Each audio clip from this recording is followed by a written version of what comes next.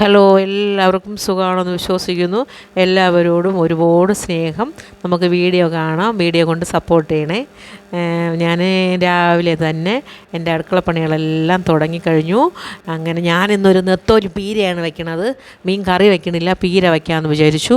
അതിന് പീരയ്ക്ക് വേണ്ടി ഒരു കഷ്ണം മാങ്ങ, ഒരു സവാള, ഒരു തക്കാളി, ഒരു 2-3 ചെറിയ മുളക്, കാന്താരി മുളക്, ഇതെല്ലാം കൂടി ഇട്ട് അതിലോട്ട് ഒരു പിടി നെത്തോലിയും ഞങ്ങൾക്ക് ഒരു നേരത്തേക്ക് വേണ്ടിയാണ് വയ്ക്കുന്നത്. പിന്നെ തേങ്ങയും മഞ്ഞളും കറിവേപ്പിലയൊക്കെ ഇട്ട് വച്ചു. എന്നിട്ട് നെത്തോലിയും ഇതെല്ലാം കൂടി ഒന്ന് മിക്സ് ചെയ്ത് കൊടുത്തു. കുറച്ച് ഉപ്പും കൂടി ഇട്ടിട്ടുണ്ടായിരുന്നു. അതെല്ലാം കൂടി ഒന്ന് മിക്സ് ചെയ്തു. അതിലോട്ട് നമ്മൾ ഞെരടി വെച്ച കൂട്ട് തട്ടി കൊടുത്തു. അതിലേക്ക് കുറച്ച് പച്ച വെളിച്ചെണ്ണയും കൂടി ഒഴിച്ച് ഒരു കഷ്ണം കുടംപുളി ഞാൻ നേരത്തെ തന്നെ അതിലിട്ടിട്ടുണ്ടായിരുന്നു. എല്ലാം കൂടി മിക്സ് ചെയ്ത് തത്തിപ്പൊത്തി വെച്ച് ആവി കയറ്റി അങ്ങനെ അടുപ്പിലൊക്കെ വച്ച് കഴിഞ്ഞു. അങ്ങനെ ഏകദേശം അതിൽ നിന്ന് ഊറി ഇറങ്ങിയ വെള്ളമാണ്. മാങ്ങ, തക്കാളി, സവാള ഇതിലെല്ലാത്തിൽ നിന്ന് ഊറി ഇറങ്ങിയ വെള്ളമാണ്. ചെറിയ ഉള്ളി കൂടെ ഇട്ടാൽ രുചി കൂടും കേട്ടോ. എൻ്റെ കയ്യിൽ ചെറിയ ഉള്ളി ഇല്ലായിരുന്നു ഇന്ന്, അതുകൊണ്ടാണ് ഞാൻ സവാള മാത്രം ഇട്ടത്. നല്ല ടേസ്റ്റായിരുന്നു. എല്ലാവരും ഉണ്ടാക്കി നോക്കണം. പിന്നെ ഇതൊക്കെ നമുക്ക് പെട്ടെന്ന് ഉണ്ടാക്കി അടുക്കളപ്പണികളൊക്കെ തീർക്കാൻ പറ്റിയ ഒരു കറികളാണ്.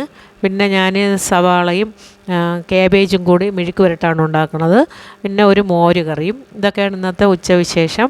പിന്നെ ഇന്നലെ രാത്രിയത്തെ ഭക്ഷണത്തിന് ഗോതമ്പ് പുട്ടൊക്കെയാണ് ഉണ്ടാക്കിയത്. അതും കൂടെ ഞാനതിൽ കൊടുത്തിട്ടുണ്ട്. അതിലൊരു ചെറിയ ടിപ്പൊക്കെ ഉണ്ട്. അതെല്ലാം നിങ്ങൾ കാണണം, കണ്ട് സപ്പോർട്ട് ചെയ്യണം. പിന്നെ എൻ്റെ ലതികാസ് ബ്ലോഗിലേക്ക് എല്ലാവർക്കും സ്വാഗതം. എൻ്റെ എല്ലാ കൂട്ടുകാരും, എൻ്റെ എല്ലാ സഹോദരങ്ങളും എല്ലാവരും സുഖമായിരിക്കണമെന്ന് വിശ്വസിക്കുന്നു. എല്ലാവരോടും ഞാൻ എൻ്റെ സ്നേഹം ഒരിക്കൽ കൂടി അറിയിക്കുന്നു. എല്ലാവരും എൻ്റെ വീഡിയോ കണ്ട് എന്നെ സപ്പോർട്ട് ചെയ്യുകയും എൻ്റെ വീഡിയോ കാണുകയും സപ്പോർട്ട് ചെയ്യാത്ത എല്ലാവരും എന്നെ സപ്പോർട്ട് ചെയ്ത് സബ്സ്ക്രൈബ് ചെയ്ത് ലൈക്ക് ചെയ്ത് കമൻ്റ് ഇട്ട് സഹായിക്കണമെന്ന് ഞാൻ പറയാണ്. എല്ലാവരും സഹായിക്കണം പ്ലീസ്. അങ്ങനെ ഇന്നത്തെ അടുക്കള പണിയെല്ലാം കഴിഞ്ഞു. പിന്നെ ഇന്നലെ രാത്രി ഗോതമ്പ് പുട്ടാണ്, റേഷൻ കടയിൽ നിന്ന് വാങ്ങിച്ച ഗോതമ്പാണ്. അതിനെ ഒന്ന് വറുത്ത് നമ്മൾ കുഴച്ചാൽ നമ്മൾക്ക് കയ്യിലൊട്ടൂല. അരിപ്പുട്ടിന് കുഴയ്ക്കണത് പോലെ മാവെല്ലാം നല്ല തുറാന്ന് കിട്ടും. അതുകൊണ്ട് നേരത്തെ തന്നെ കുറച്ച് മാവെടുത്ത് വറുത്ത് റെഡിയാക്കി വെച്ചു. അതിന് ശേഷമാണ് നമ്മൾ മാവ് കുഴയ്ക്കുന്നത്. അങ്ങനെ കുഴയ്ക്കുമ്പം മാവ് ഒരിക്കലും ഒട്ടിപ്പിടിക്കില്ല. അതുകൊണ്ട് ഗോതമ്പ് മാവായാലും ആട്ടോ മാവായാലും ഏത് മാവായാലും നമ്മളൊന്ന് വറുത്ത് പൊടിക്കുന്നതാണ് ഏറ്റവും നല്ലത്. വറുത്ത് കുഴയ്ക്കുന്നതാണ് ഏറ്റവും നല്ലത്.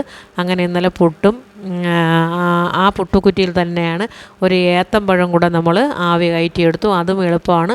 എല്ലാവരും വരാൻ പറഞ്ഞു കാപ്പി കുടിക്കാനായിട്ട്. നിങ്ങളെല്ലാവരും വാ, പുട്ട് വേണമെങ്കിൽ എല്ലാവരും വരി എന്നാണ് ഞാൻ പറഞ്ഞത്. നിങ്ങളാരും ഞാൻ വിളിച്ചില്ല എന്നും വിചാരിക്കേണ്ട, എല്ലാവരെയും ഞാൻ വിളിച്ചിട്ടുണ്ട്. അങ്ങനെ ഞാൻ പുട്ടുകുറ്റിയിലോട്ട് ഒരു ഏത്തമ്പഴം വെച്ച് കൊടുത്തു ആവി കയറ്റാൻ. അത് പുട്ടുകുറ്റിയുടെ അടപ്പ് ശരിയല്ലാത്തത് കൊണ്ടാണ് ഞാൻ ഗ്ലാസ് വെച്ച് കൊടുത്തത്. പുട്ടുകുറ്റിയുടെ അടപ്പാകുമ്പോൾ ഏത്തക്ക വെളിയിലിരിക്കും, അതുകൊണ്ടാണ് അങ്ങനെ ചെയ്തത്. ഇങ്ങനെ ചായ ഇട്ടു. ഇന്ന് രാത്രി നമ്മളെ ഭക്ഷണം ഇതാണ്.